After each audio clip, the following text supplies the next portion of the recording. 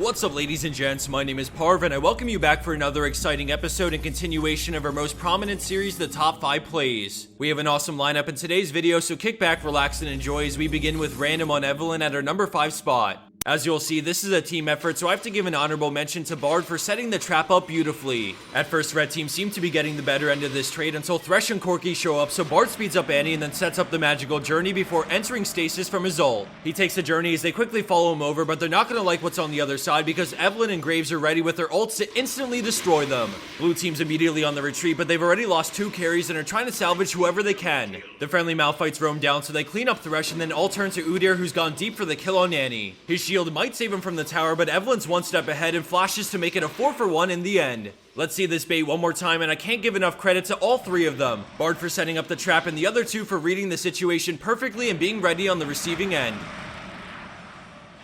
Our next play by Themblor features Quinn, who's usually a champion we don't normally see both on the Rift or in our top 5s. In the beginning, we take a look at the minimap and see Quinn's team pressuring mid as she moves to take this top inhib with Sona. The enemy team's fighting mid because they thought only Quinn was split pushing and they sent Kha'Zix to defend, but he's outnumbered and has to concede the inhib. Obviously, the downside to having a 2v1 top lane is the enemy team get a 4v3 mid lane, so they lose 2 allies and have to fall back. Quinn slips into the Fog of War because she knows Kha'Zix will go for the pink ward and then flies in with her ult, catching him mid-air and blinding him so he can't fight back, and because of the pink ward, he can't even stealth away. She has a creep wave here, so now the enemy team needs to commit more players to defend the base, sending both Gangplank and Riven to deal with Themblor. As she moves in on the Nexus turrets, we see Gangplank home guard in, so Quinn backs up and blinds him in right after he eats the oranges for the takedown. Riven's queuing in, so she flashes the knockup and plays the spacing game while waiting for cooldowns. Riven makes a mad dash for Quinn, but a beautifully timed Q blinds Riven, which means no life stealing, no damage, and no chance. Quinn takes the unofficial triple, and with this pressure, she starts on the Nexus turrets when the creep wave shows up.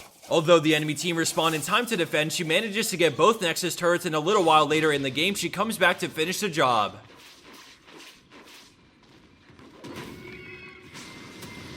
Landing in at our number 3 play, we have Cavali's on Shen in a high elo game, and for this play, we're going to start right in the action with a dive that went wrong, and now they're trying to get out alive. The enemy team have their eyes set on Vayne, and then Nidalee chucks a spear, so Vayne tumble dodges it, and then Shen starts to ult. All of a sudden, he teleports in and he's forward, taunting all 4 of them as his team immediately responds to back him up. Although Vayne is low, she turns to auto attack while Jax flashes in to close the gap for his QE combo to stun all 4. Lastly, we have Viktor over the wall and he's looking to provide the AoE damage between the laser and Chaos Storm. From out of nowhere, Red Team collapses beautifully to follow up Shen and instantly turn this fight into the game-winning play. Everyone was on the same page with that 4-man taunt, so props to the entire team for responding so well.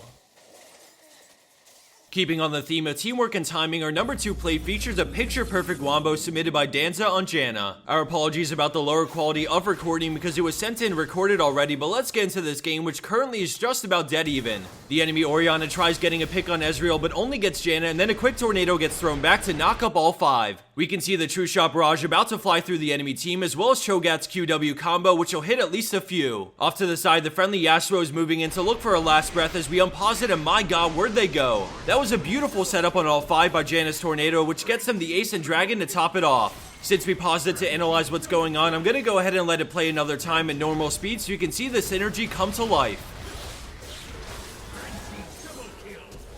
And for our number 1 pro play for this week, we have Prototype Riven with a massive outplay while the situation is looking grim. The enemy team are trying to pressure Baron because 2 of Riven's allies are dead, but LeBlanc tries to catch her and she narrowly avoids the 2 chains before pressing on. Her main goal is to get a ward in the Baron pit, but when she drops it, the enemy team turn on Bard with a zap from Jinx. Riven gets chained, so she Qs away to break line of sight, popping her ult in the brush, so she's prepared to fight without them knowing. She EQs in, knocking 3 up, but only stunning 2, so she Hydra and ults back to get the kills on the stun targets while dropping LeBlanc super low. She Qs forward, turning on Rengar with the knockup, stun, auto, and then the shield to stay alive, while the Hydra auto gets both Rengo and LeBlanc. With only Jinx alive and Sejuani coming in, she goes for the pentakill that was basically 1v5 because when she actually went in with her ult, she was alone versus all 5. They get Baron off of that play, which swings the momentum heavily in their favor.